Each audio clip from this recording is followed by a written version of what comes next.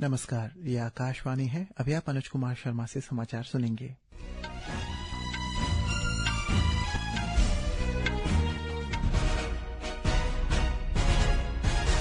पहले मुख्य समाचार। भारत ने संयुक्त राष्ट्र सुरक्षा परिषद में कश्मीर मुद्दे पर पाकिस्तान के खिलाफ कड़ा विरोध दर्ज कराया। पाकिस्तान पर सह अध्यक्षता के तौर पर अपनी स्थिति का गलत इस्तेमाल करने का आरोप लगाया। अरुणाचल प्रदेश के मुख्यमंत्री पेमा खांडू ने आज तवांग सेक्टर में तैनात 859 ईडब्ल्यूएस के garrison engineer major Rohit Gogoi को मुख्यमंत्री प्रशंसा प्रमाण पत्र प्रदान किया। अरुणाचल प्रदेश के लोअर सियांग जिला प्रशासन ने आम जनता, यात्रियों और परिवहन संचालकों के लिए यातायात परामर्श जारी किया। ईटानगर मौसम विभाग की रिपोर्ट के अनुसार अरुणाचल प्रदेश के कई पानीर जिले के याजाली क्षेत्र में पिछले 24 घंटों के दौरान 72.8 मिलीमीटर वर्षा दर्ज की गई। इस बीच विभाग ने राज्य के 3 जिलों के लिए ऑरेंज, साथ ही अन्य कई जिलों के लिए बहुत तेज बारिश का येलो अलर्ट जारी किया। अरुणाचल प्रदेश के कई हिस्सों में तेज बारिश और अचानक बाढ़ के बाद असम में हाई अलर्ट। ईरान में भारतीय दूतावास ने अपने नागरिकों के लिए संशोधित परामर्श जारी कर गैर जरूरी यात्राओं से बचने की सलाह दी।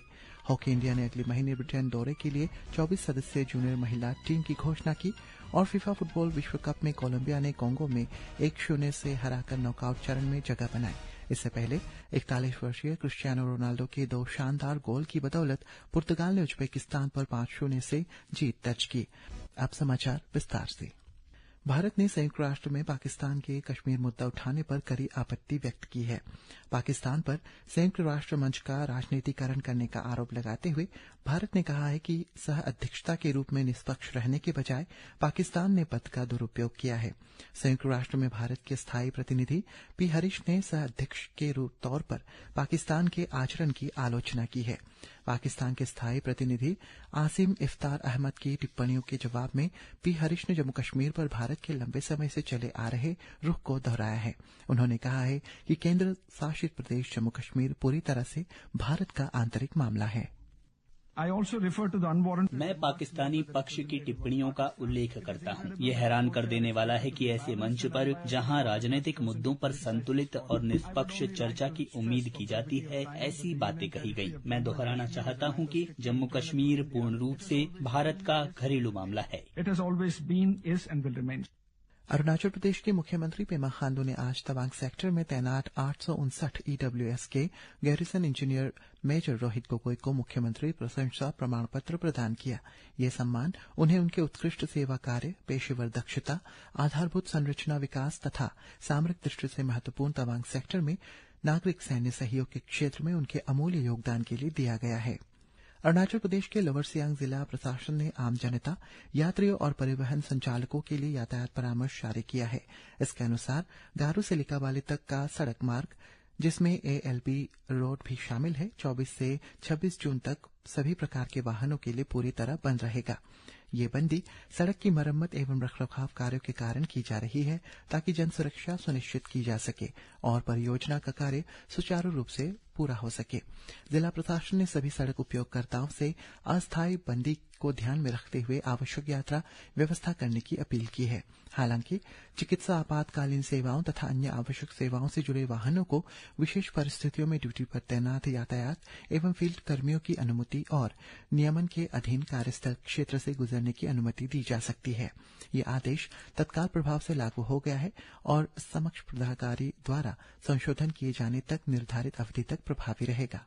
ईटानगर मौसम विभाग के रिपोर्ट के अनुसार अरुणाचल प्रदेश के कई पन्योर जिले के याजाली क्षेत्र में पिछले 24 घंटों के दौरान 72.8 मिलीमीटर वर्षा दर्ज की गई है। इसके कारण नदियों की जलस्तर और प्रवाह में तेज वृद्धि हुई है तथा ऊपरी जलग्रहण क्षेत्र में अचानक बाढ़ की स्थिति उत्पन्न हो गई है। इस बीच कई पन्योर जिले के याजाली स्थित पौसा क्षेत्र की निपको कॉलोनी में भारी वर्षा और बाढ़ के कारण व्यापक नुकसान हुआ है। लगभग 15 स्टाफ क्वार्टर नष्ट हो गए हैं, जबकि मुख्य राजमार्ग पुल भी बह गया है, जिससे क्षेत्र की संपर्क व्यवस्था बाधित हो गई है। प्रशासन द्वारा नुकसान का आकलन किया जा रहा है और विस्तृत जानकारी की प्रतीक्षा है। इस बीच विभाग ने राज्य के 3 जिलों पापुमपारे, लोअर सुबनसिरी और कमले के लिए ऑरेंज, साथ ही तवांग, कुरुंग कुमे, शियोमी, दिबांग वैली और अंजाव को छोड़ अन्य सभी जिलों के लिए अगले 24 घंटों में अलग अलग स्थानों में गरज के साथ बिजली गिरने और बहुत तेज बारिश का येलो अलर्ट जारी किया गया है। अरुणाचल प्रदेश के लोअर सुबनसिरी जिले में तेज बारिश से असम के विभिन्न सीमावर्ती जिलों के निचले इलाकों में बाढ़ की आशंका बढ़ गई है। हमारे संवाददाता ने बताया है कि असम में सभी संबंधित विभाग हाई अलर्ट पर है। अरुणाचल प्रदेश में हुई भारी बारिश के बाद असम में संभावित बाढ़ की स्थिति को देखते हुए राज्य सरकार ने सभी संभावित एजेंसियों को हाई अलर्ट पर रखा है। इसके परिणाम स्वरूप असम में धेमाजी, लखीमपुर, बिश्वनाथ और सोनितपुर सहित निचले क्षेत्रों में नदियों के जल स्तर और प्रवाह की गति में उल्लेखनीय वृद्धि होने की संभावना है। अगले 1 से 2 दिनों में बाढ़ का पानी और आगे के क्षेत्रों की ओर बढ़ सकता है। SDRF, NDRF और अन्य इमरजेंसी रेस्पॉन्स दलों को तैयार रहने के निर्देश दिए गए हैं। वहीं जिला प्रशासन को संवेदनशील क्षेत्रों पर कड़ी निगरानी रखने और आवश्यक एहतियाती उपाय सुनिश्चित करने को कहा गया है। निचले तथा बाढ़ संभावित क्षेत्रों में रहने वाले लोगों को सतर्क रहने, प्रशासन द्वारा जारी दिशा निर्देश पालन करने, जलमग्न क्षेत्रों से दूर रहने तथा छोटी नावों से यात्रा न करने की सलाह दी गई है। राकेश। ईरान के तेहरान में भारतीय दूतावास ने सुरक्षा स्थिति से सुधार को देखते हुए भारतीय नागरिकों के लिए संशोधित परामर्श जारी किया है। एक रिपोर्ट।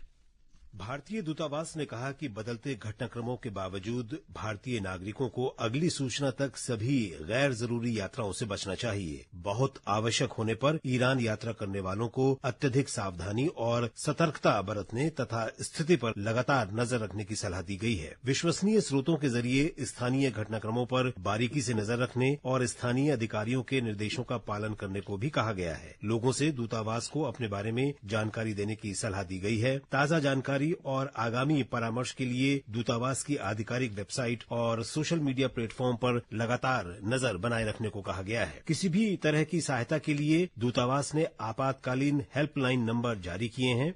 ये नंबर है +989128109115। दूसरा नंबर है +989128109109। तीसरा नंबर +989128109102 और चौथा नंबर है +989932179359। इसके अलावा भारतीय नागरिक cons@mea.gov.in पर ईमेल के जरिए भी दूतावास से संपर्क कर सकते हैं। विदेश मंत्री डॉ जयशंकर ने चुनौतीपूर्ण वैश्विक परिवेश के बीच भारत दक्षिण कोरिया संबंधों को और मजबूत करने की आवश्यकता पर बल दिया। उन्होंने कहा कि समान मूल्यों और आपसी विश्वास वाले देशों को और अधिक निकटता से मिलकर काम करना चाहिए। सोल में दक्षिण कोरिया के विदेश मंत्री शू ह्यून के साथ बैठक के दौरान उन्होंने ये बात कही। इस साझेदारी को आगे बढ़ाना हमारी जिम्मेदारी है। इसमें सरकार के अलग अलग विभाग और देश की अर्थव्यवस्था के विभिन्न पहलू शामिल हैं, जिनके बीच तालमेल बैठाना बहुत आवश्यक है। मैं कहूँगा कि हमें भविष्य को ध्यान में रखते हुए एक आधुनिक साझेदारी की ओर बढ़ना चाहिए। हॉकी इंडिया ने 5 से 14 जुलाई तक ब्रिटेन दौरे के लिए 24 सदस्यीय जूनियर महिला टीम की घोषणा कर दी है। भारतीय टीम नए कोच टीम व्हाइट के नेतृत्व में जूनियर एशिया कप सहित आगामी अंतर्राष्ट्रीय प्रतियोगिताओं की तैयारी के सिलसिले में स्कॉटलैंड और इंग्लैंड के साथ मैच खेलेगी। खेदम समेला चानू टीम का कमान संभालेंगी, जबकि निधि और एंगिला हर्षारानी मिंच गोलकीपर की जिम्मेदारी संभालेंगे। फीफा फुटबॉल विश्व कप में आज मेक्सिको में खेले गए ग्रुप के मैच में कोलंबिया ने कोंगो को 1-0 से हराकर नॉकआउट चरण में जगह बना ली है। इससे पहले पुर्तगाल ने ह्यूस्टन में इसी ग्रुप के एक मैच में उज्बेकिस्तान को 5-0 से हराया। 41 वर्षीय क्रिस्टियानो रोनाल्डो के 2 शानदार गोल की बदौलत पुर्तगाल ने उज्बेकिस्तान पर 5-0 से जीत दर्ज की। रोनाल्डो अब 6 अलग अलग विश्व कप टूर्नामेंट में गोल करने वाले पहले खिलाड़ी बन गए हैं। उन्हें मैन ऑफ द मैच भी चुना गया है। अमेरिका के विदेश मंत्री मार्को रूबियो 3 दिन की खाड़ी क्षेत्र की यात्रा पर है। हमारे संवाददाता ने बताया है कि इसका उद्देश्य ईरान के साथ हुए नए संवाद और समझौते के बाद प्रमुख अरब सहयोगियों को विश्वास दिलाना है। आज पासपोर्ट दिवस है। ये दिन 24 जून 1967 को पासपोर्ट अधिनियम के लागू होने के उपलक्ष्य में मनाया जाता है। इस अवसर पर विदेश मंत्री डॉ जयशंकर ने कहा है कि पासपोर्ट सेवा कार्यक्रम के दूसरे चरण का क्रियान्वयन चिप आधारित ई पासपोर्ट की शुरूआत, नए पासपोर्ट सुरक्षा केंद्रों और पासपोर्ट ऑफिस पासपोर्ट सेवा केंद्र की स्थापना तथा रिकॉर्ड स्तर पर पासपोर्ट जारी करने की यात्रा सुगम हो रही है। इसी के साथ ये समाचार बुलेटिन समाप्त हुआ। नमस्कार।